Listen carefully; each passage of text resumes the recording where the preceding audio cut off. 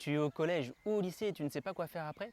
Alors tu te retrouves comme beaucoup d'étudiants à devoir faire un choix d'orientation sans vraiment savoir ce qu'il en sera. Qu'est-ce que tu vas manger pendant 1, 2, 3 ans, voire même plus? Et du coup pour toi, choisir son orientation c'est un peu comme ça.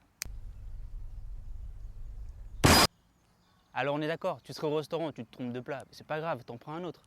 Mais là, choisir un métier qui te correspond et une orientation, c'est quand même un petit engagement.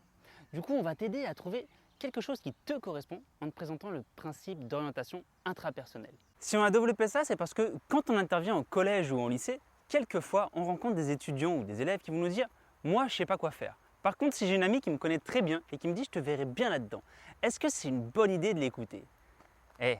Si on attend les uns sur les autres pour savoir ce qui nous correspond et qui est-ce que l'on est, c'est qu'il est grand temps de partir à la découverte de soi-même. On y va? C'est parti! Alors l'orientation intrapersonnelle, c'est quoi? Un individu est composé de 4 piliers. L'intellect, le physique, le spirituel et l'émotionnel. L'orientation traditionnelle repose sur ces 2 piliers, l'intellect et le physique. On part du principe que, en sortant de l'école, tu seras un produit sorti de l'usine et qu'à l'instant T, tes capacités et la demande du marché du travail te permettront de répondre qu'à un certain type d'emploi. La question que tu te poses ici, c'est qu'est-ce que je vais faire? Qu'est-ce que je vais faire de ma vie? Et si tu regardes cette vidéo, sans doute t'es-tu déjà posé cette question et peut-être même te la poses-tu actuellement. Dans l'intrapersonnel, on part de l'autre côté et on se repose sur le spirituel et l'émotionnel pour trouver sa voie ou du moins pour se guider.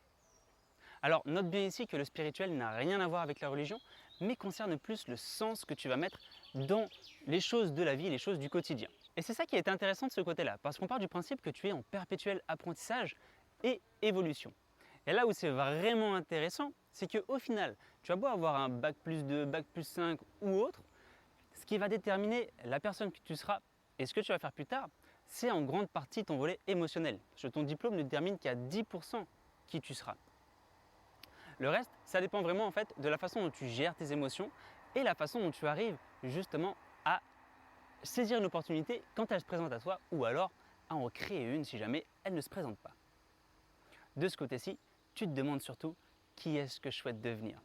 Et c'est là où c'est intéressant, en plus d'être beau, parce que tu mets du sens dans ton orientation et dans la personne que tu veux devenir. Tu ne te demandes pas qu'est-ce que je vais faire plus tard pour remplir mon porte-monnaie et pour vivre, mais vraiment comment est-ce que je souhaite vivre et qui est-ce que je souhaite être. On verra dans une prochaine vidéo comment t'orienter en fonction de 6 personnalités que tu possèdes déjà en toi. Mais d'ici là, n'hésite pas à t'abonner pour ne pas rater la suite de l'aventure. Et si jamais tu es étudiant et que tu cherches ta voie, n'hésite pas à t'abonner à notre newsletter pour échanger avec des conseillers pédagogiques gratuitement. D'ici là, je te dis à bientôt.